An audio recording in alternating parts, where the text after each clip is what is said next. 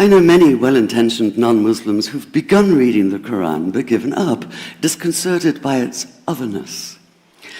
The historian Thomas Carlyle considered Muhammad one of the world's greatest heroes, yet even he called the Quran as toilsome reading as I ever undertook, a wearisome, confused jumble. Part of the problem, I think, is that we imagine that the Quran can be read as we usually read a book, as though we can curl up with it on a rainy afternoon with a bowl of popcorn within reach, as though God, and the Quran is entirely in the voice of God speaking to Muhammad, were just another author on the bestseller list. Yet the fact that so few people do actually read the Quran is precisely why it's so easy to quote, that is, to misquote. Phrases and snippets taken out of context in what I call the highlighter version, which is the one favored by both Muslim fundamentalists and anti-Muslim Islamophobes. So this past spring, as I was gearing up to begin writing a biography of Muhammad, I realized I needed to read the Quran properly as I could, that is.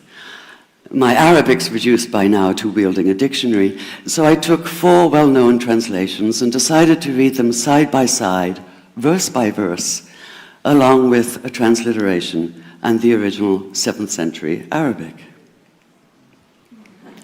Now, I did have an advantage. My last book was about the story behind the Shia-Sunni split, and for that I'd worked closely with the earliest Islamic histories, so I knew the events to which the Quran constantly refers, its frame of reference. I knew enough, that is, to know that I'd be a tourist in the Quran, an informed one, an experienced one even, but still an outsider, an agnostic Jew reading someone else's holy book. So I read slowly. I'd set aside 3 weeks for this project, and that, I think, is what is meant by hubris, because it turned out to be 3 months. I did resist the temptation to skip to the back where the shorter and more clearly mystical chapters are, but every time I thought I was beginning to get a handle on the Quran, that feeling of, I get it now, it'd slip away overnight, and I'd come back in the morning wondering if I wasn't lost in a strange land. And yet the terrain was very familiar. The Quran declares that it comes to renew the message of the Torah and the Gospels, so 1/3 of it reprises the stories of biblical figures like Abraham, Moses, Joseph, Mary, Jesus. God himself was utterly familiar from his earlier manifestation as Yahweh, jealously insisting on no other gods. The presence of camels, mountains, desert wells, and springs took me back to the year I spent wandering the Sinai desert. And then there was the language, the rhythmic cadence of it, reminding me of evenings spent listening to Bedouin elders recite hours-long narrative poems entirely from memory. And I began to grasp why it's said that the Quran is really the Quran, only in Arabic. Take the Fatiha, the 7-verse opening chapter that is the Lord's Prayer and the Shema Israel of Islam combined.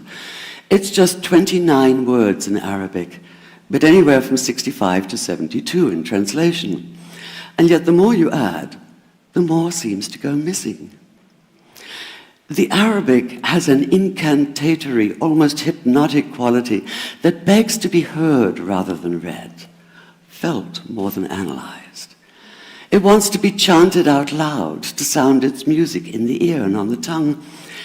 So the Quran in English is a kind of shadow of itself, or as Arthur Arbery called his version, an interpretation. But all is not lost in translation. As the Quran promises, patience is rewarded, and there are many surprises. A degree of environmental awareness, for instance, and of humans as mere stewards of God's creation, unmatched in the Bible. And where the Bible is addressed exclusively to men, using the second and third person masculine, the Quran includes women, talking, for instance, of believing men and believing women, honorable men and honorable women. Or take the infamous verse about killing the unbelievers. Yes, it does say that, but in a very specific context. The anticipated conquest of the sanctuary city of Mecca, where fighting was usually forbidden. And the permission comes hedged about with qualifiers. Not you must kill unbelievers in Mecca, but you are allowed to, but only after a grace period is over. And only if there's no other pact in place. And only if they try to stop you getting to the Kaaba. And only if they attack you first. And even then, God is merciful, forgiveness is supreme, and so, essentially, better if you don't. This was perhaps the biggest surprise. How flexible the Quran is, at least in minds that are not fundamentally inflexible. Some of these verses are definite in meaning, it says, and others are ambiguous. The perverse at heart will seek out the ambiguities, trying to create discord by pinning down meanings of their own. Only God knows the true meaning. The phrase, God is subtle, appears again and again. And indeed, the whole of the Quran is far more subtle than most of us have been led to believe, as in, for instance, that little matter of virgins and paradise. Old-fashioned Orientalism comes into play here. The word used 4 times is huris, rendered as dark-eyed maidens with swelling breasts, or as fair, high-bosomed virgins. Yet all there is in the original Arabic is that one word, huris. Not a swelling breast or high bosom in sight. Now, this may be a way of saying pure beings, like in angels, or it may be like the Greek kos or kore, an eternal youth. But the truth is, nobody really knows, and that's the point. Because the Quran is quite clear when it says that you will be a new creation in paradise, and that you will be recreated in a form unknown to you, which seems to me a far more appealing prospect than a virgin.